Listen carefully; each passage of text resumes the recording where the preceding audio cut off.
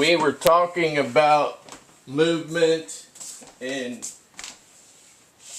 ambushing the enemy in the last video. This is our Minuteman series. We're continuing with these. I think this is Minuteman 26.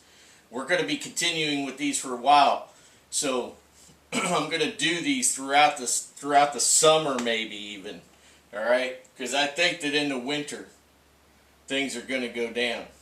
Either in the late autumn or the winter, things may start going down. Right? They're already trying to push the digital dollar. We're going to have to fight against the digital dollar. I ain't doing it. I hope you're not doing it either, because it's slavery. We've already discussed that. And if you are not aware of this discussion, you should be watching all the videos. Because in every video, there's nuggets. There's nuggets. Somebody will find a golden nugget in every video. Alright, so we were discussing Jim Bob from the Waltons. And if you don't know what the Waltons is, man, I can't help you. The Waltons. So we got Jim Bob from the Waltons. He's standing by. He's team leader. Right? He's team leader. And he just got some squelches from Mary Jane. She's on the lookout. In plain clothes. So, yeah. That's where we were. So the whole thing is gather your intelligence. Like I talked about in the last video, you need to watch the last video because we are segueing into this video from the last video. Every one segues into another in some way, form, or fashion. So you gathered your intelligence, you formulated a plan with all of your other groups, right? You got together and you formulated the plan. You got together and you formulated the plan. You got your battle box on the ground, or maybe you set up an elaborate workbench with terrain features and all that on it. Maybe you did that. Maybe you just got a map. So you formulated the plan. You got your times down. You got your signals down. Squelches on the radio for Mary Jane. Check. Eyes and ears, right? You formulate your plan. You all got together again and you drilled the plan. You drilled the plan. You had heard that this opposing force was coming in. You heard coming into your town. Everybody wasn't having it. In my case, I'm the only one that wouldn't be having it, and I'd probably just be sneaking around because it's just me. I live in a commie state. I hate living here, but I can't do anything about it. So, you gotta drill the plan. You and your buddies are gonna drill your plan. You formulated a plan, and then you drill your plan. You drill your plan until you got it down to the minute, even the second if you can. Alright? You need an accurate watch, get yourself a G-Shock, something like that. Synchronize them. That sounds hokey, but yeah. You want to drill the plan until you've got it down. You could do it in your sleep. It's just like disassembling and assembling your weapons. Right? You've done it so many times. You could do it with the lights off. You could do it while you're smoking a cigarette. You could do it while you're brushing your teeth. Do you see what I'm saying here? You could do it. You don't even have to be looking at it. You could do it. You do it by feel. Right? That's the way it gets. Drill the plan. Drill the plan until it's second nature. And then when you got that crap down to second nature, you execute the plan. You drill it. If you know when they're coming, you drill it all the way up until it's that time. Why? Because if you leave a little lag of time between the time you drilled the plan and the time that you execute the plan, stuff sloughs off. You do not want that to happen. You do not want any mistakes. This plan has to go as executed. Otherwise, everybody may bite the bullet, right? Everybody might die. Everybody might die anyway. There's always unforeseen circumstances, right? Because they got more than you. They got more firepower than you. They got more resources than you. Okay? And we're talking about the Minuteman versus the regulars. They call in some troops to oppress the people, right? This is what we're talking about here. Now, you execute the plan. The plan goes down good. You've got stuff, right? So you got to have a way to carry that stuff. You got to have room in a rucksack for stuff. You knew this was going to happen. You knew that this was a stuff gathering mission. That you were going to acquire things and you were going to eliminate the enemy, right? In the reverse order there. You were going to eliminate the enemy and you were going to acquire stuff, right? Stuff to make you go, right? Stuff to help you further in the fight against the oppression. So you made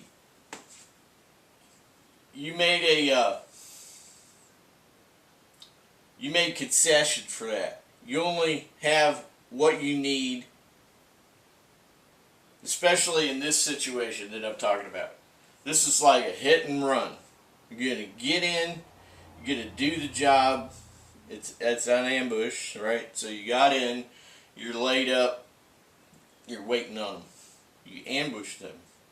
You take out the enemy. Now you're going to gather up everything that you can. You're going to scavenge everything that you can.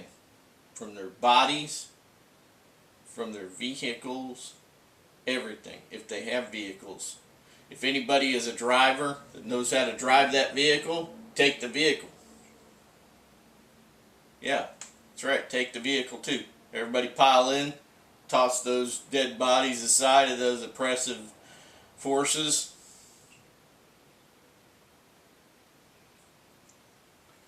And then split.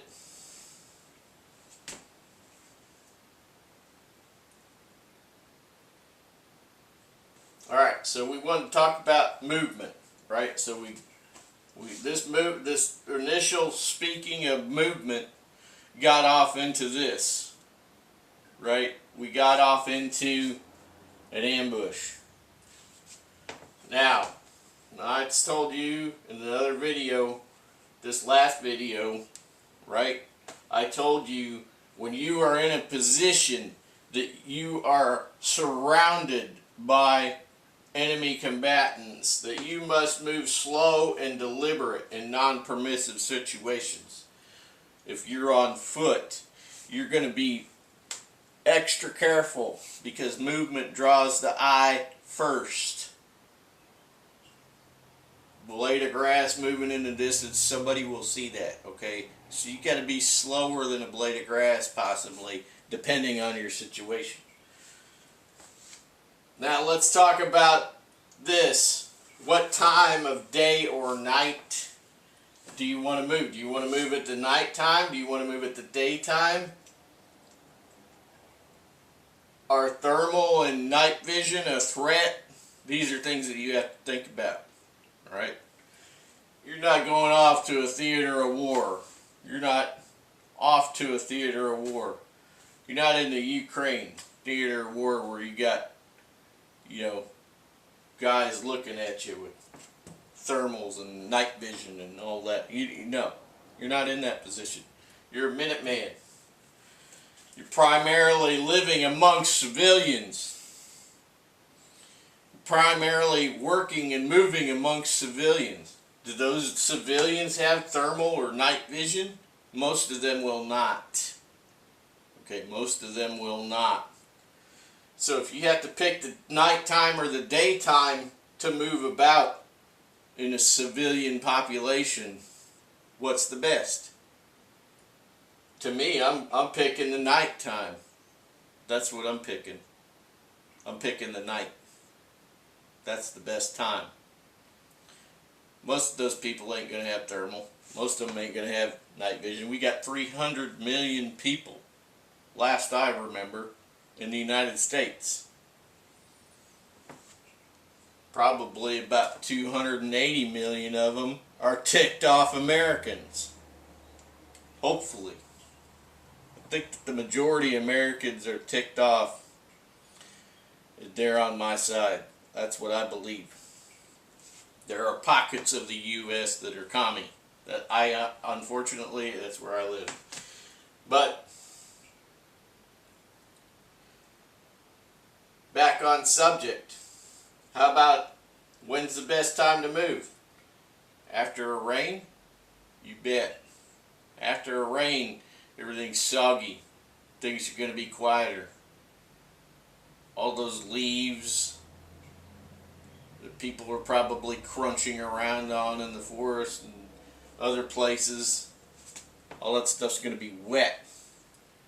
And we're going to do some videos on walking techniques. Okay, we're going to do some videos on that outside, because I ain't done yet, folks. I'm not done yet.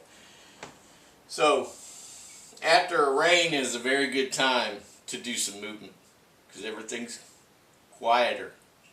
Okay.